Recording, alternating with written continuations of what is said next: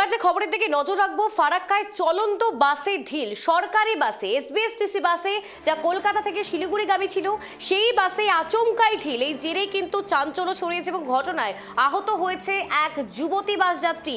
এই মুহূর্তে যে খবরের দিকে আমরা নজর রাখছি, ফারাক্কায় চলন্ত বাসে ঢিল। কি উদ্দেশ্য, কি তার পেছনে কারণ রয়েছে, তদন্তে নেমেছে পুলিশ। কারণ সরকারি বাসে এভাবে ঢিল ছোড়ার ঘটনা আগে কোনো প্ল্যান ছিল কিনা, তার জেরে শুরু হয়েছে উত্তপ্ত পরিস্থিতি। আমরা যে মুহূর্তে দেখাচ্ছি সেই ছবি, ফারাক্কার চলন্ত বাসে ঢিল। এই মুহূর্তে আমাদেরকে আরো বিস্তারিত তথ্য দেবে আমাদের সঙ্গে রয়েছে আমাদের প্রতিনিধি অনিমেষ। অনিমেষ, কি জানা যাচ্ছে সরকারি বাসে রীতিমতো ঢিল, কোনো কি উদ্দেশ্য প্রণোদিত কারণে? দেখো, কলকাতা থেকে সরকারি এনবিএসটিসি ডিপোর যে ভলভো বাস রয়েছে সেটা শিলিগুড়ি যাচ্ছিল। সেই সময় যে ফারাক্কার যে টোল ট্যাক্স রয়েছে তার আগেই সেখানে ঢিল ছোড়া হয় সেই গাড়িতে। এবং তুমি লক্ষ্য করছো যে বড় বড় পাথর কিন্তু ছোড়া হয় সেই গাড়িতে, এবং সেই পাথর কাঁচ ভেঙে কিন্তু সেই গাড়ির যে যাত্রীরা রয়েছিল সেই যাত্রীদের কিন্তু একজনের চোখে কাঁচ ঢুকে যায়।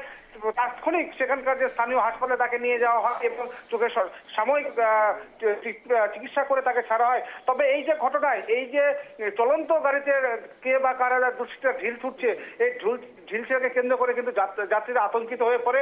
এবং এরকম ভাবে যদি চলতে থাকে তাহলে কিন্তু একটা যাত্রীদের পক্ষে কিন্তু একটা ভয় ঢুকছে এবং যাতায়াতের ক্ষেত্রে অনেকটাই সমস্যা হবে বলে কিন্তু মনে করা হচ্ছে। তবে পুলিশ প্রশাসনকে আরো যে হাইওয়ের যে পুলিশ পিকেট থাকে, এই পুলিশ পিকেট কিন্তু আরো বাড়ানো উচিত বলে মনে করা হচ্ছে এবং দাবি করছে যাত্রীরা। তবে এই যে চলন্ত গাড়িতে ঢিল মারা, এর আগে আমরা দেখেছিলাম যে বন্দে ভারতে গাড়িতে পাথর ছোড়া হচ্ছিল, কিন্তু এখন দেখা যাচ্ছে যে ভলভো যেগুলো ভিআইপি গাড়িগুলো আছে, সেই ভিআইপি গাড়িগুলোকে লক্ষ্য করে কিন্তু দুষ্কৃতীরা কিন্তু পাথর ছুটছে, সেই পাথরে কিন্তু আহত হচ্ছে যাত্রীরা।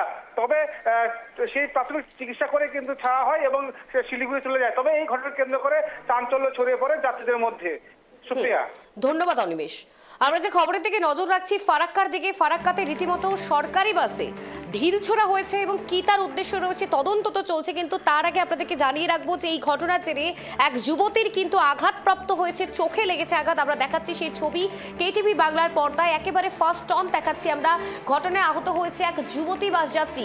এই বাসটি এসবিএসটিসি ছিল, কলকাতা থেকে শিলিগুড়িগামী যাচ্ছিল, সেই বাসে হয়েছে ঢিল ছোড়া হয়েছে।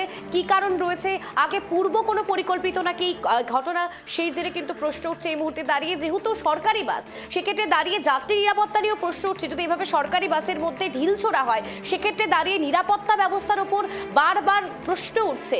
আমরা যে খবরের দিকে নজর রাখছি, ফারাক্কায় রীতিমতো চলন্ত বাসে ঢিল।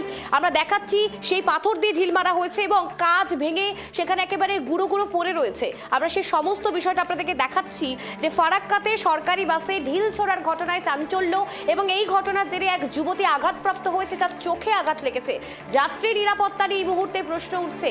এই বাস কলকাতা থেকে রীতিমতো শিলিগুড়িগামীর পথে যাচ্ছিল, তারই মাঝে ফারাক্কাতে ঘটেছে এই ঘটনা। কাল রাতে মানে সন্ধ্যাবেলার এসবিএসটিসির শিলিগুড়ির যে ভলভোটা আছে সেটা করে ফিরছিলাম। তো ফারাক্কার আগে ওই চাঁদের মোড় টোল প্লাজার ঠিক 500 মিটার আগে হবে ম্যাক্সিমাম, তখন রাত্রি 2টো থেকে 2:30 বাজে। তো বিশাল জোরে একটা আওয়াজ হলো।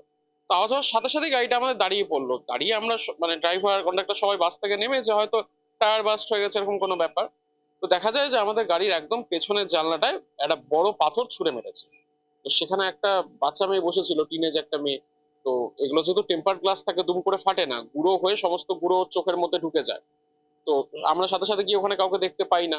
তো তারপর যথারীতি আমরা কিছুক্ষণ ওখানে দাঁড়াই, আমরা একটু নিজে থেকে মেয়েটার চোখটা যতটা ক্লিন করা যায় করছিলাম। তারপর পুলিশ এলো, এসে মেয়েটাকে হসপিটালে নিয়ে গেল।